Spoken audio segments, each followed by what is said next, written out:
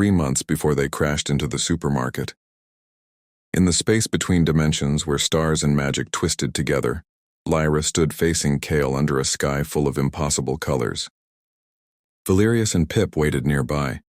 They'd been the ones to help arrange this meeting, even though crossing between realms without permission was strictly forbidden. "I don't care about the rules," Kael said, taking Lyra's hands in his. His medieval armor gleamed under light that didn't exist in either of their worlds. "I fell in love with you the moment you accidentally turned my axe into a rubber chicken and laughed instead of running away. I fell for you when you tried to protect me from a temporal storm using nothing but a shield and sheer stubbornness," Lyra replied, her cybernetic fingers intertwining with his. "But our realms can't coexist. Your world runs on magic, mine on technology. They'd tear each other apart if we tried to merge them." Valerius stepped forward, his voice quiet but clear. "There's another option. A neutral realm, one where magic and tech can both exist, where different beings are accepted. It's called Earth. Humans don't know about us yet, but it's stable and big enough for all of us. But we'd have to hide who we are," Pip said sadly, their wings drooping. "And we'd be breaking every interdimensional law there is." "I'd break every law in every realm to be with her," Kael said firmly. "What about you two? Would you come with us?" Valerius smiled, a real, warm smile that was rare for him. "I've been alone for centuries. I finally have friends who don't fear me. Where you go, I go." "You're my best friends," Pip bounced excitedly. "And Earth has biscuits. I've read about them in old dimensional texts." "Then it's settled," Lyra said, grinning through her tears. "We'll build a life together on Earth, and one day we'll get married there in human way.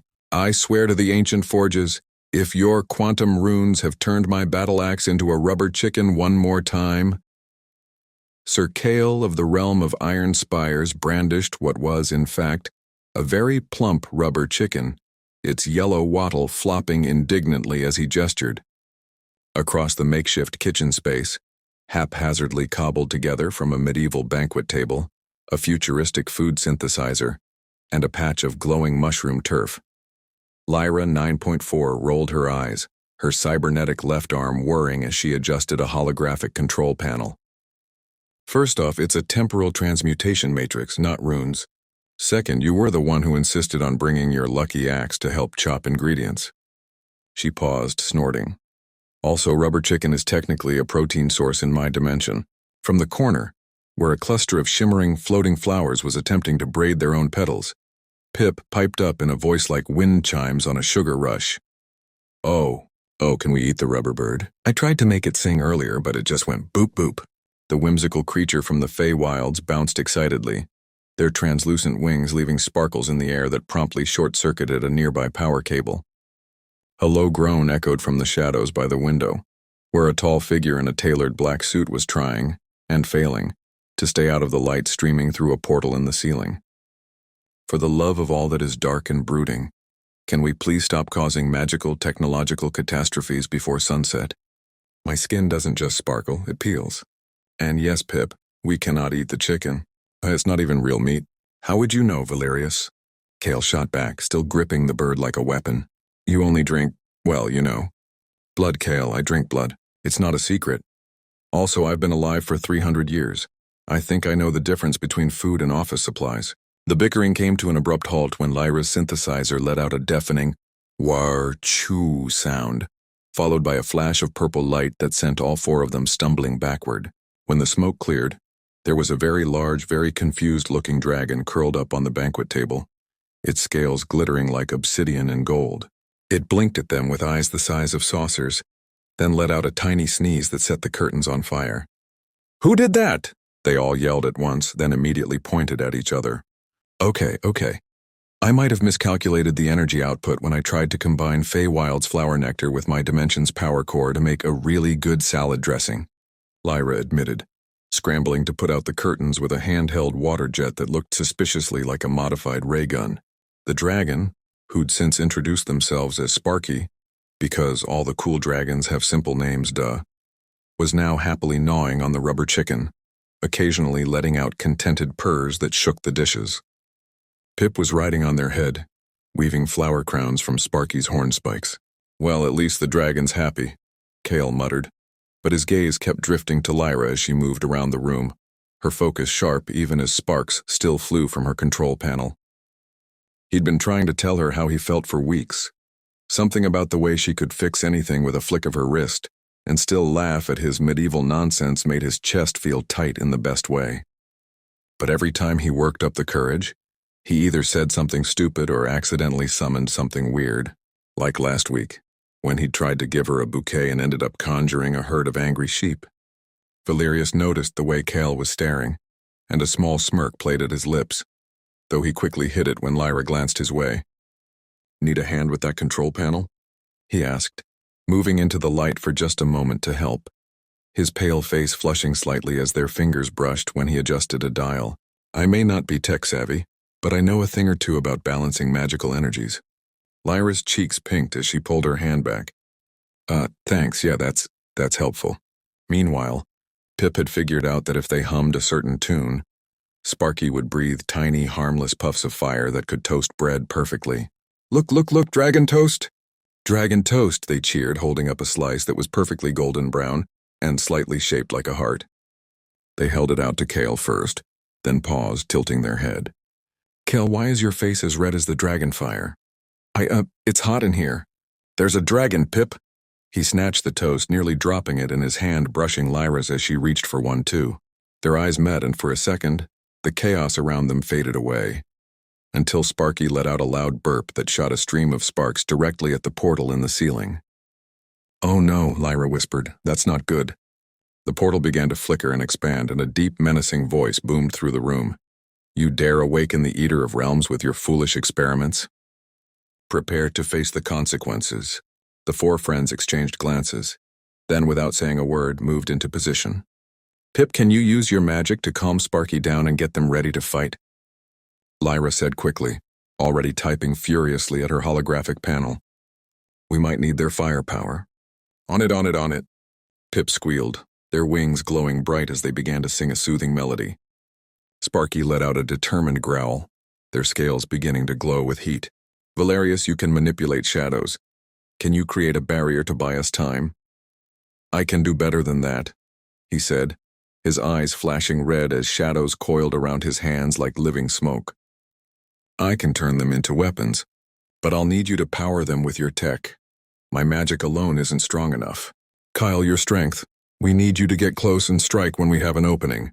But first—" Lyra hesitated, then reached out and squeezed his hand. "Be careful, okay? Rubber chicken or not, you're our best fighter." Kael felt his heart skip a beat. Yeah, I will. And Lyra, if we get through this, can we talk about stuff?" "We can talk about anything," she said, grinning despite the danger. "Just make sure you're alive to do it." As the Eater of Realms began to emerge from the portal, an enormous mass of writhing tentacles and glowing eyes, Lyra merged her tech with Valerius's shadows, creating razor-sharp blades of dark energy that hummed with power. Pip rode Sparky into the air, where they began to cast spells that made flowers grow from the creature's tentacles, slowing it down. Kael, having finally turned his rubber chicken back into his axe with a little help from Valerius's magic, charged forward, letting out a battle cry that was part medieval warrior, part someone who'd definitely been watching too many of Lyra's action movies. But it was when they combined their powers all at once that something incredible happened. Lyra's tech amplified Pip's magic, which enhanced Valerius's shadows, which gave Kael's axe the power to slice through even the strongest of the creature's defenses. With one final coordinated strike, they sent the Eater of Realms tumbling back through the portal, which Lyra sealed with a burst of temporal energy. Prologue: Dinner, Dating, and Dimensional Friendships. The dragon, now shrunk down to the size of a house cat, curled up on Kael's lap as the four friends finally sat down to eat. Lyra had managed to make actual food this time, though she'd added a quantum twist that made the pasta change color every time you took a bite. Valerius had brought a bottle of rare blood wine, which he'd assured them was ethically sourced from supernatural farms. Pip had made dessert, sparkling cupcakes that floated just above the plate. "So," Kael said, looking at Lyra across the table, "about that talk." "I like you too, you big clumsy warrior," she said, laughing. "Though next time you want to tell me, maybe don't bring a weapon to dinner." "I'll keep that in mind," he grinned, taking her hand under the table. Valerius cleared his throat, and when Pip looked at him with wide eyes, he smiled softly. And while I'm not exactly the romantic type, I have to admit, having friends who don't run screaming when they find out what I am is pretty nice. Also, Pip, your cupcakes are amazing. Yay! Pip bounced in their seat. And Sparky says they want to stay. Can we keep them? They're good at toasting bread and scaring away bad guys. Lyra nodded, her cybernetic arm whirring happily as she took a bite of pasta. It was currently neon green. I think we can make room for one more in our dimensional crew. Though next time we cook, we're sticking to no magic and no tech beyond a regular oven. Agreed, they all said in unison, then immediately burst out laughing, because they all knew that was never going to happen. Extra scene. 1. Human world hijinks. Okay, rule number 1 of the human realm: no flying, no magic, and definitely no setting things on fire, Lyra whispered, her holographic panels tucked safely into a backpack that looked like it belonged in a regular high school. The group was standing in the middle of a busy Leeds supermarket. Valerius was wearing sunglasses and a hoodie even though it was overcast. Kael was staring wide-eyed at the automatic doors, and Pip was trying to ride on the handle of a shopping trolley. Sparky, still cat-sized, was curled up in Kael's jacket pocket, occasionally peeking out to sniff at the air. But why do the doors open by themselves? Are they enchanted? Kael asked, reaching out to touch one of the sensors. Is this some kind of human defensive magic? It's called motion detection, big guy, Lyra said, pulling him away before he could try to test it with his axe, which was currently disguised as a very ordinary-looking umbrella. Now, let's grab what we need for a totally normal human dinner. No dragon toast, no quantum pasta. Valerius was peering at a bottle of tomato juice, frowning deeply. This says it's blood red. Is this what humans drink instead of, well, you know? Valerius, no, but it was too late. He'd already popped the cap and taken a sip. His face twisted into an expression of pure horror. By the void, this is sweet. Humans drink sweet blood substitutes? He promptly spat it into a nearby plant pot, which immediately bloomed into a giant sunflower that towered over the aisle. Valerius, they all hissed, just as a shop assistant rounded the corner pushing a stack of toilet paper. Nice sunflower you've got there, she said, eyeing it suspiciously. Pip popped up from the trolley, beaming. Thank you. Valerius made it with his special juice. He doesn't like it, but plants do. The shop assistant blinked. Right. Well, if you could not, fertilize our plants with drinks, that'd be great. Also, is that a dragon in your pocket? Kael's eyes went huge. Dragon, no! This is just a very exotic cat. From Scotland. Scotland doesn't have cats with scales and tiny horns, the assistant deadpanned. Just then, Sparky decided to make things worse by letting out a tiny roar that sounded exactly like a tea kettle boiling. A nearby customer dropped their basket of eggs in shock, and Valerius, panicking, accidentally used his shadow magic to try and hide Sparky.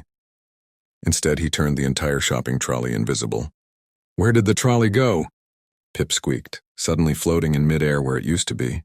Lyra quickly pulled out her phone, a normal one she'd bought for the trip, and held it up like she was recording a video.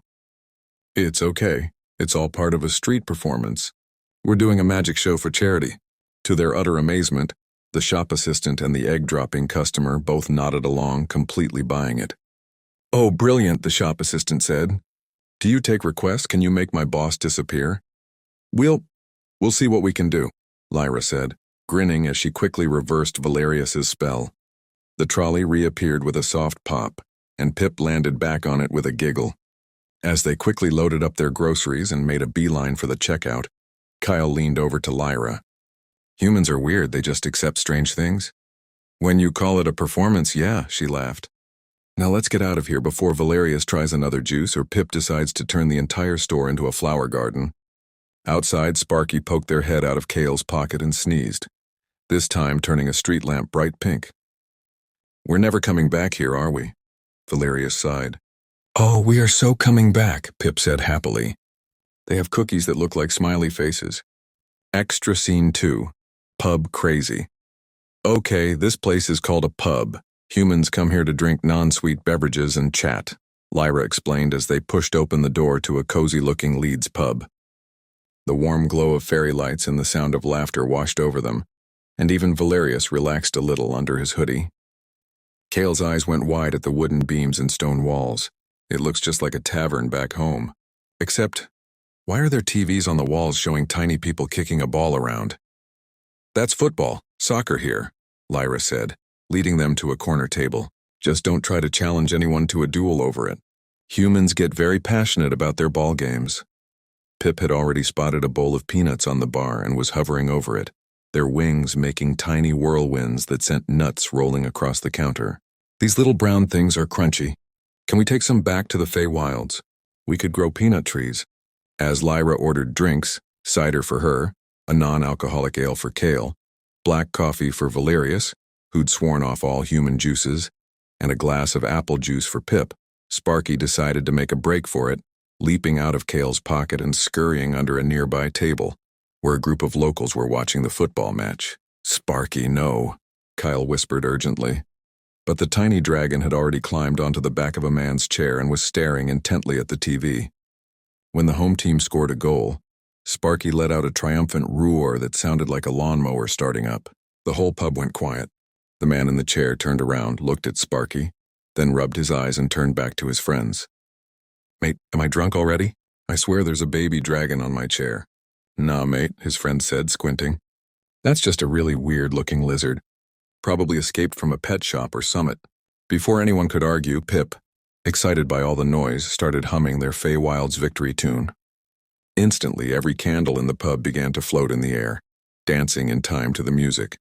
The fairy lights twisted into little spirals, and even the beer taps started pouring foam in perfect heart shapes. Bloody hell! Someone yelled. Then the entire pub erupted into cheers. Bloody magic this is, cried an elderly woman at the bar. Best pub entertainment I've seen in years. Valerius, who'd been trying to hide under the table, peeked out and raised an eyebrow. They think this is entertainment? Go with it. Lyra hissed, already pulling out her phone to record. Pip, keep humming. Kael, stand up and pretend you're conducting. Kael, ever the showman, jumped to his feet and waved his umbrella axe like a baton. For mancha, for football, for crunchy brown things, the pub went wild. Valerius reluctantly joined in, using his shadow magic to make the floating candles cast funny shapes on the walls. Dragons, flowers, even a giant football.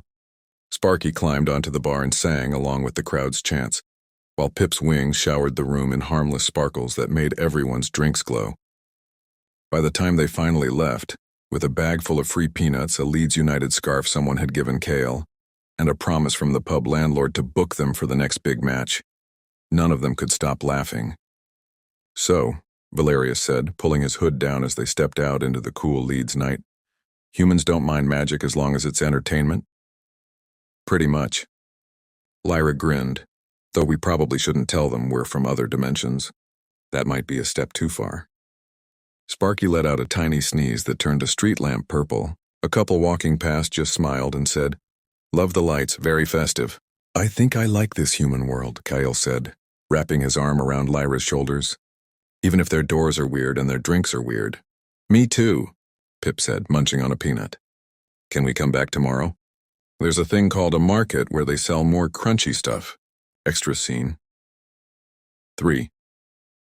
When the official comes calling the next morning, there was a firm knock at the door of the small cottage. They'd rented on the outskirts of Leeds. Lyra shot up from the breakfast table, where she was trying to teach Kael how to use a toaster without setting it on fire, while Valerius immediately vanished into a shadow corner. Stay calm, Lyra whispered, shoving Pip into a cupboard, where they promptly started talking to a packet of biscuits. Sparky, hide in the teapot and don't breathe fire. She opened the door to find two people in smart uniforms, one holding a clipboard and the other peering curiously over their glasses. Good morning. We're from official team, Environmental Health and Community Safety, the woman with the clipboard said cheerfully.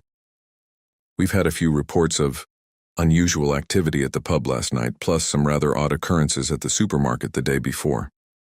Floating candles, a mysterious lizard, and a sunflower that grew to 6 feet tall in under a minute. Kael appeared behind Lyra, still holding a slice of half-toasted bread. Greetings, noble officials. We are, traveling performers. From Wales. The man raised an eyebrow. Wales, eh? Your accent sounds more like you're from a medieval fantasy film than Cardiff. It's a very remote village, Lyra cut in quickly, stepping forward with her best, totally normal human smile. We do street theater and, special effects work. The sunflower was a trick with a hidden grow lamp. Very high-tech stuff. And the lizard was a costume prop. Right, the official worker said, looking down at her clipboard. Well, we just need to check a few details. Names, addresses, that sort of thing. Just to make sure everything's above board. Lyra's mind raced. None of them had human world IDs. Her documents were all from a futuristic space station. Kael's were written in medieval script. Valerius's birth certificate was dated 1726, and Pip didn't even have a concept of names beyond Pip. Of course.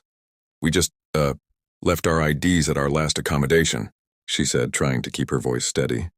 We're staying here temporarily while we arrange new ones with the authorities. Just then, Sparky, bored of hiding in the teapot, decided to investigate the commotion. They hopped onto the windowsill, knocked over a vase, and let out a little chirp that sounded exactly like a smoke alarm. The official workers spun around. Is that smoke? No! Lyra, Kael, and the now visible Valerius all yelled at once. Valerius stepped forward, pushing his hood back, sunglasses still on, even indoors. I'm a professional special effects artist, he said smoothly, his centuries of charm kicking in. That's just a prototype animatronic we're working on for a children's show. He picked up Sparky and held them out like a proud inventor. See? All wires and synthetic scales. Sparky, catching on, blinked slowly and made a sound like a dying battery.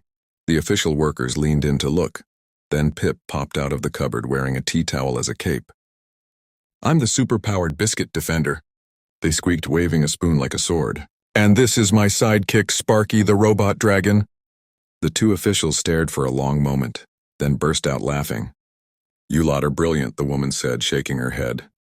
We get all sorts in leads, but you're the first street theater group to bring us a robot dragon and a biscuit-themed superhero. Tell you what, the man added, grinning. We won't press the ID issue. We've got enough paperwork as it is. But if you're planning any more special effects in public, could you just let us know first? The supermarket staff are still talking about that sunflower. Absolutely, Lyra said, breathing a huge sigh of relief.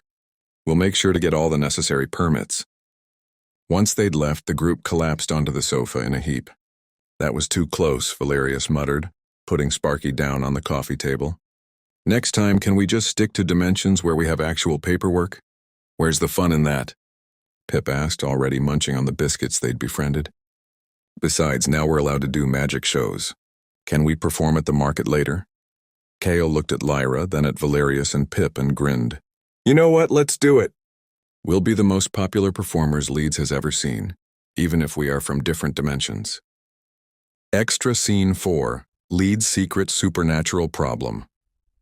3 days later, the same two official workers, Maya and Dave, were back at the cottage, looking a lot less cheerful than before.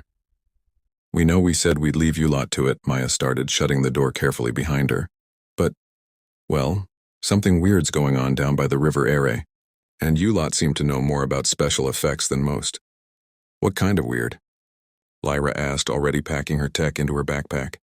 Streets are freezing over in the middle of summer, street lamps are exploding, and people have been seeing shadows. Big ones. They move on their own even when there's no light to cast them, Dave explained, rubbing his arms like he was cold just talking about it. We've checked every possible human cause. Power lines, gas leaks, even pranksters. Nothing adds up. Valerius stood up straight, his playful demeanor vanishing. Shadows that move independently. How long has this been happening? About a week. Started small, but it's getting worse. Last night, one of them tried to pull a bin lorry into the river. Kael gripped his umbrella axe, which instantly shifted back to its true form. So it's not just humans causing trouble here after all. We need your help, Maya said firmly. I don't know what you lot really are, but whatever it is, you're good at dealing with the impossible. And we're running out of options. Down by the River Ere, the group arrived as dusk was falling, and even from a distance they could feel the chill in the air. Frost coated the pavement despite the July heat, and shadows stretched across the ground like dark water, writhing and twisting even though the only light came from a half-moon. These aren't my shadows, Valerius said quietly, his eyes glowing red in the dim light. They're corrupted, fed by something dark and powerful. Suddenly, a massive shadow detached itself from a building wall, coiling into the shape of a giant serpent. It lunged at Dave, who stumbled backward in shock, but Pip zipped forward, their wings blazing bright white. "Bad shadow, no hurting, friends!" they shouted, and a wave of sparkling light washed over the serpent, making it shrink and hiss. Lyra pulled out her holographic panel, typing furiously. "I'm picking up a dimensional rift, small but it's leaking dark energy." "It's under the old bridge!" Kael charged forward, his axe gleaming with silver light. "Then let's seal it before more of these things get through." As Valerius fought off smaller shadow creatures with his own controlled darkness, Lyra worked to stabilize the rift with her tech. Pip danced around the edges, weaving spells of light to keep the corruption at bay.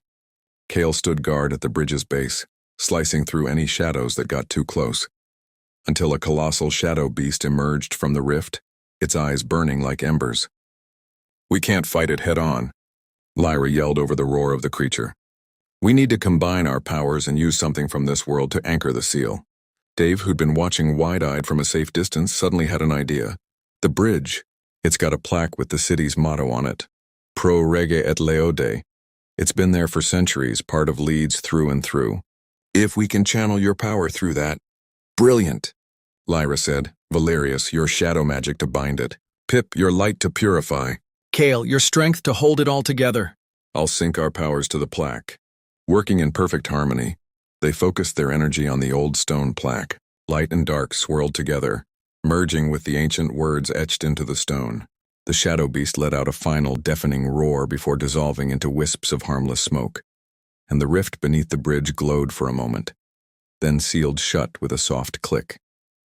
The frost melted away, the air warmed up, and the shadows settled back into their natural places. Back at the cottage, Maya and Dave sat at the table, still processing what they'd seen. "So, you're not from Wales," Dave said eventually. "Or this dimension, no," Lyra admitted with a smile. "But we like it here. And we like helping people." "Well," Maya said, pulling out a piece of paper, "officials might not be able to give you official IDs, but we can give you something better. A special community support license. It means you can operate special effects performances anywhere in the city. And if any more weird stuff happens, we know who to call."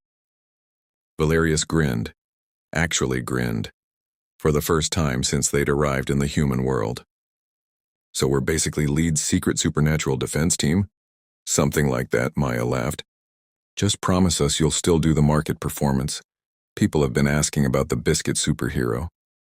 Pip bounced up and down excitedly. "Yes, I'll make biscuit costumes for everyone. Sparky can be the dragon sidekick." As Sparky let out a happy little roar and curled up on the table, Kael looked out at the Leeds skyline, then back at his friends. "You know what? This human world might just be the best dimension we've ever visited." Extra Scene 5, choosing home. The knock at the door came at dawn, sharp, urgent, and nothing like Maya and Dave's friendly raps. When Lyra pulled it open, 3 figures stood on the doorstep wearing sleek uniform-like attire that shimmered with otherworldly energy.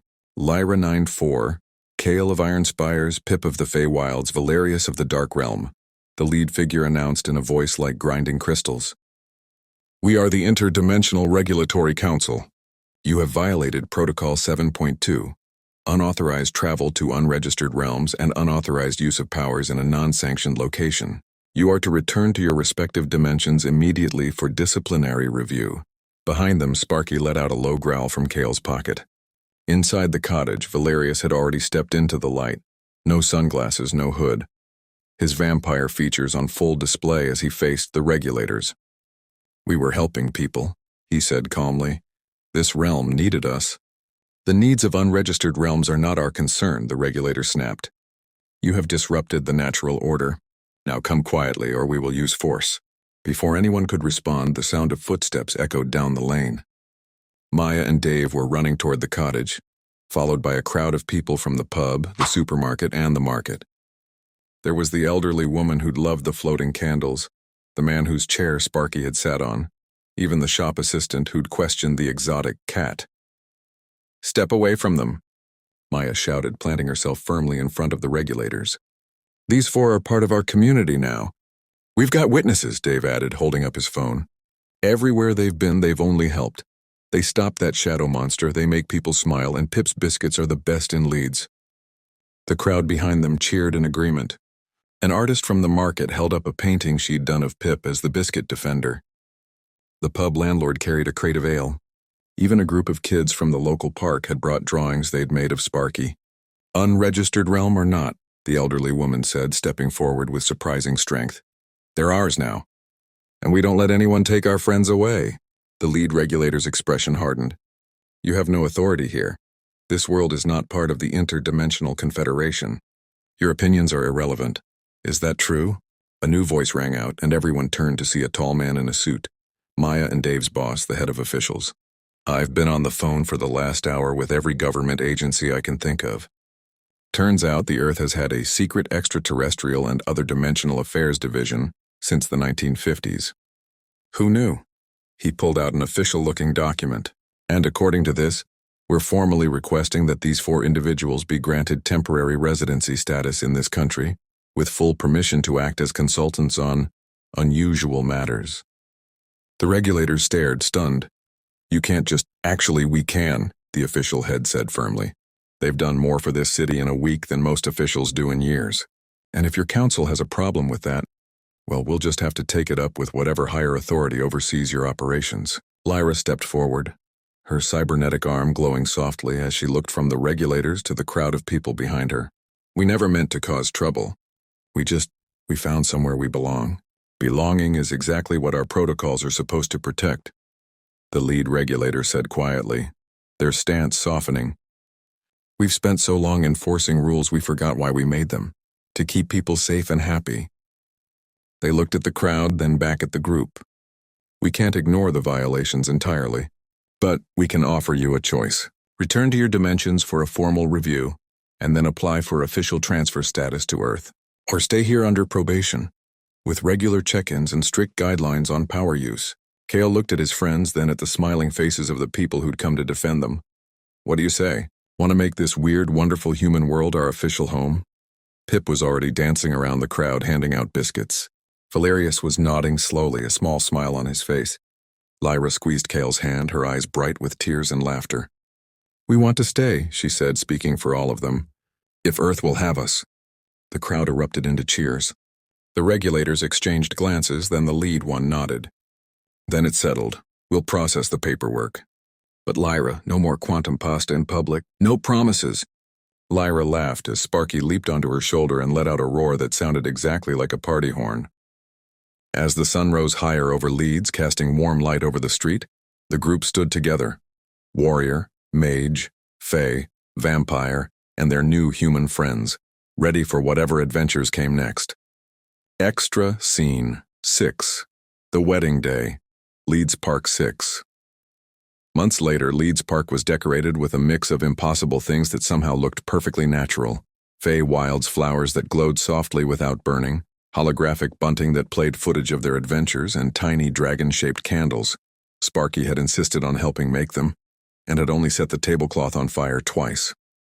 Maya was acting as Lyra's maid of honor, wearing a dress that Pip had enchanted to change color with every step. Dave was Kael's best man. He'd spent weeks teaching Kael how to tie a tie. It's not a sword knot, mate. And it even helped him write his vows in proper human English. The human registrar had been a little confused when they'd arrived with a vampire as their witness, a glowing fae as the flower girl, and a tiny dragon as the ring bearer. But after Maya had shown him their special community support license, he'd just shrugged and said, Leeds is full of surprises. I married a couple who ran a circus last month. As Lyra walked down the aisle in a dress that blended medieval silk with futuristic light-weave fabric, Kael's eyes filled with tears. He'd swapped his armor for a suit that still looked a little like he was ready for battle, but his smile was softer than anything Lyra had ever seen. Kael, you may take your vows, the registrar said. Kael took Lyra's hands, his voice strong and clear. Lyra 9-4, I came to this world because I love you more than honor, more than duty, more than all the magic in my realm. You make me laugh when I want to fight, and you teach me new things every day. I promise to protect you, to cherish you, and to never again bring my axe to a dinner party. The crowd laughed, and Lyra squeezed his hands tighter. Kael of Iron Spires, I left my world behind because you showed me that strength isn't just about power. It's about heart. You make me believe in things I never thought possible, and you make even the craziest chaos feel like home. I promise to fix your gadgets when they break, to never make you eat rubber chicken again, and to always let you be my hero, even when I have a better plan. Valeria stepped forward with the rings, crafted from metal from Kael's realm and crystal from Lyra's. They glowed with soft light. As they slipped them on each other's fingers, Sparky flew up from the ring cushion and let out a roar that sounded exactly like wedding bells. Pip then floated into the middle of the room, singing a Feywild's blessing that made every flower in the park bloom at once. May your love be as bright as starlight, as strong as stone, and as sweet as all the biscuits in the world. After the ceremony, they walked out into city center, where hundreds of people had gathered to celebrate. The pub landlord had set up a bar. The market artist had painted a giant mural of the group on the side of a nearby building. And even the official workers had brought a cake shaped like Leeds Cathedral, with Sparky perched on top like a weather vane. So, Valeria said, raising a glass of blood wine, now legally sourced from a supernatural supplier the official had helped them find. To the happy couple, and to our new home. May we cause many more wonderful kinds of chaos together. To Earth, everyone cheered as fireworks, crafted from a mix of magic and tech, lit up the sky in shapes of dragons, flowers, hearts, and yes, biscuits. As they danced under the stars, which Pip had made twinkle extra bright just for the occasion, Lyra leaned her head on Kael's shoulder. Do you ever regret coming here? Never, he said, kissing the top of her head. This is exactly where we were meant to be. Extra scene, 7, the return home, and the bridge between worlds 1 year later. The autumn rain in Leeds had been relentless for weeks, and it was taking its toll. Valerius's skin was growing paler despite the special UV protection cream the official had developed. Humidity didn't agree with his ancient physiology. Pip's wings were losing their sparkle, the damp air making it hard for them to fly. Even Sparky was sluggish, their scales dull from the constant chill. I hate to say it, Lyra admitted one evening as she adjusted the humidity controls in their cottage for the 10th time that day. But Earth's weather just isn't sustainable for us long term. My tech is starting to corrode and Kael's joints are acting up from the damp. Kael nodded, flexing his hand. Even with all the modern medicine they'd tried, the cold was making his old battle injuries ache. We've learned so much here, though. Your world's engineering has already helped us strengthen the castles in my realm, and Valerius's shadow magic has given my people new ways to protect our borders. And I've taught their healers about cellular regeneration, Lyra added, smiling softly. We've shared more than we ever thought possible. Just then, there was a knock at the door. The Interdimensional Regulatory Council stood outside, but this time their uniforms were bright and welcoming, and the lead regulator was smiling. We've been monitoring your work here, they said, stepping inside, and the progress you've made sharing knowledge between realms is extraordinary. We're here to tell you that all charges have been dropped, and we'd like to offer you permission to build a permanent dimensional bridge between your combined realm and Earth. You'll be able to come and go as you please, no restrictions. Lyra's eyes widened. Really?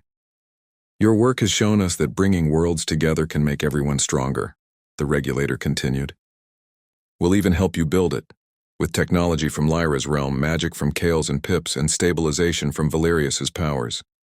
You can split your time between worlds and continue sharing what you've learned. Within a month, the bridge was complete, built under the old River Air Bridge where they'd first saved the city. It was sleek and unassuming, blending perfectly with its surroundings, and could be activated with a simple touch. Extra scene 8, how to contact them. The bridge is always open for peaceful exchange, with clear protocols in place. 1. Through officials, contact the Interdimensional Affairs team or call their dedicated line. Ask for Team D. Messages are sent through the portal's communication hub, which links directly to their combined realm's capital, a beautiful city where cobblestone streets meet floating towers and flowers glow alongside holographic signs. The monthly portal window. On the first Friday of every month, the portal opens for 2 hours at the usual pub. Anyone can come to say hello, share stories, or even send small gifts. Human World chocolate is a particular favorite, as are Leeds United scarves. Sparky often pops through to toast bread for everyone, and Pip brings bags of enchanted nuts that give you a tiny burst of happiness. 3 emergency beacon. For urgent help, tap the 3rd brick on the west side at Leeds Park 3 times. It triggers a direct alert to their realm, but it's only to be used if Earth faces a threat beyond its own capabilities. 4-dimensional post-send letters or packages to the Council's portal mailbox. They'll be delivered within 48 hours, and the group always sends back gifts, like self-watering plants from the Fey Wilds or tools forged with Kael's realm's unbreakable metal. Waiting for their return back in Leeds, the community had never stopped waiting for them to come visit properly. A mural of the group now covered one side of the market building, Pip as the biscuit defender, Kael in his armor with a football, Lyra with her tech panels, Valerius leaning against a tree, and Sparky curled up at their feet. Every month, the bar sets aside a corner table for them, even when they can't make it through the portal. Maya keeps a scrapbook of all the messages they send, photos of their growing family, drawings from Pip, and notes about new inventions they've created using what they learned in Leeds. "We're always waiting for them," Dave said one evening, wiping down the bar at the pub. "They said they'd come back for the big Leeds festival next year. We've already reserved a stage for their show." The elderly woman from the supermarket still leaves out a plate of biscuits by her window every night, just in case Pip pops through for a visit. The kids from the park have built a small welcome home sign that they put up outside the portal every month. And on clear nights when the constellation of the 4 friends and their dragon shines bright over the city, everyone knows they'll be back soon. Her final scene, the final light. 6 months later, as the Leeds Festival was kicking off, the sky over the main stage lit up with purple and gold light. The portal opened right there on stage, and the group stepped out to thunderous cheers. Lyra was carrying their first child, a little one who could both fix tech and swing a toy axe. Kael was wearing a full Leeds United kit under his armor. Valerius had brought his students to perform a magic show. Pip had decorated the stage with glowing flowers. And Sparky flew overhead, breathing streams of harmless fire that spelled out Leeds, our second home in the sky. "We told you we'd be back," Kael yelled into the microphone. "And we're not just visiting. We're moving here for 6 months every year. We've built a new cottage just outside the city where the weather's perfect for all of us." The crowd erupted into song, and as the group took the stage to perform a show that blended magic, tech, music, and comedy, a wave of soft purple light washed over the entire field, brighter and warmer than any stage effect they'd planned. It shimmered across every tent, every face, every blade of grass, making colors seem more vivid and filling the air with the sweet scent of Fey Wild's flowers. Then from within the light something moved. A small glowing door appeared for just a moment, and out stepped a handful of people from their combined realm, students from Valerius's school, traders from Kael's markets, and friends from Lyra's world. They'd come to see Earth for themselves, carrying gifts and ready to join the celebration. The crowd cheered as the visitors began dancing with everyone in the field, medieval jigs mixing with modern moves, tech-powered music blending with Fey songs. For one perfect night, there was no divide between worlds. Just people laughing, dancing, and sharing stories under a sky lit up by purple light and stars that looked like old friends. Epilogue. 10 years later, the morning sun was shining over Leeds, and in the garden of the cottage just outside the city, a group of children were playing. A mix of human kids from the neighborhood and young beings from the combined realm. There was little Alara, Lyra and Kael's daughter, showing her friends how to build a tiny robot that could also cast sparkles. Next to her, Valerius's apprentice, a young vampire named Leo who'd been born in the combined realm, was teaching the kids how to make shadows dance without scaring anyone. Pip's little niece, Pebble, was leading a game of biscuit hunt where treats grew on special plants they'd planted in the garden. And Sparky, now big enough to carry several kids at once, was giving rides around the lawn, letting out happy purrs that shook the flower beds. Inside the house, Lyra was on a video call with engineers from her old world, showing them how they'd adapted human renewable energy tech to work with magical power sources.